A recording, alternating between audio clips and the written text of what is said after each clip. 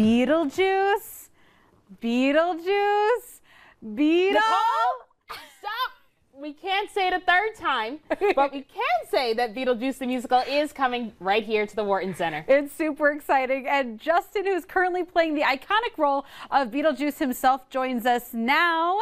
Justin, what's it like to put on this unique costume and show your stripes each night? Yeah, I mean, he's just such a unhinged, fun character to play. It really is like the best way to blow off steam at the end of the day, to go on stage and just be able to say whatever this guy's thinking. So, I mean, yeah, it's really fun to throw on that costume that's iconic and go out and play for a bunch of people that are, just really excited to see this character. And I'm glad and lucky that I get to bring him to life.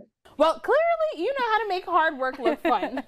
Now, Justin, for those who aren't familiar with the movie or the musical, what can audiences expect? Beetlejuice is a demon who is thousands of years old, who is super lonely, and he ends up crossing paths with a teenager who's just recently lost her mom, named Lydia Dietz, and he tries to con her into bringing him back to life so they both can feel a little more seen in their lives. And then we explore two different kinds of lonelinesses between this cool goth teen and Beetlejuice. Now, this isn't your first national tour, so how do you keep the performance fresh and fun, not only for yourself, but for the audience as well? I'm really lucky. I perform with a group of very, very nimble performers that are okay with me keeping it kind of fresh. So my Beetlejuice is different every day depending on what kind of day that I've had that day. So I change things up. I don't think I've done this show the same way twice. We're really lucky. There's some little moments where we get to throw in some improv, and yeah, however I'm feeling that day is how Beetlejuice is going to feel that night. So it's fresh. Sometimes he's very sensitive. Sometimes he's very energetic. Sometimes he's very cranky. I don't know. It all depends on how the day has gone. All right, well, let's get into the music of the musical. So what's your favorite song or ones that the audience really gets into? Yeah, I think there's so many really fun ones. I mean, the first song that I get to do at the top of the show is probably the most, I think, well-known number from it, the whole being dead thing. That one is just, it's a workout and it's so much fun. It's all of those lines in with the cool, I don't want to run any of the visuals, but it's just such a beautiful, it's a gorgeous scene that really shows off a lot of the things the show can do really well.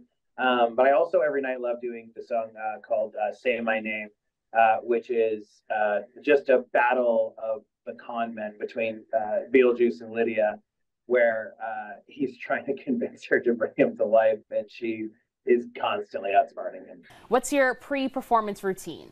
Well, I mean, my process is largely getting my makeup done and the wigging into it. And then as we're counting down to get into the show, I like to set my mood with music depending on what show that I'm doing. So I listen to a lot of music before I go on stage. So when folks do see Beetlejuice at the Wharton Center this week, what do you hope they leave with besides, of course, a great time?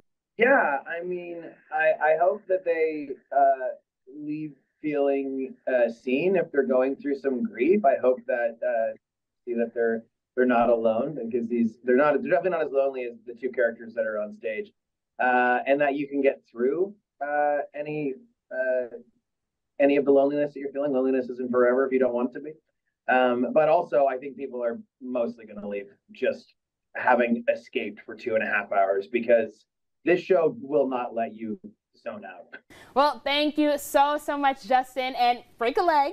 Yes, and you can see Beetlejuice at the Wharton Center starting tomorrow through March 19th. Of course, we have the ticket information online at WILX.com/Studio 10.